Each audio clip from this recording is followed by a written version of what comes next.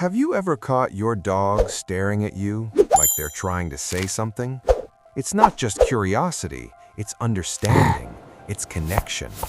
That head tilt, the wide, soulful eyes, it's their way of speaking without words. You might think it's playful or random, but it's much deeper.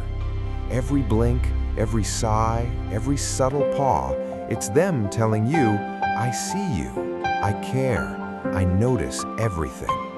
Your dog isn't just behaving, they're communicating from the heart. Next time they stare, pause and really look, because this moment, this silent connection is pure love. If this opened your eyes, hit like and subscribe and start listening.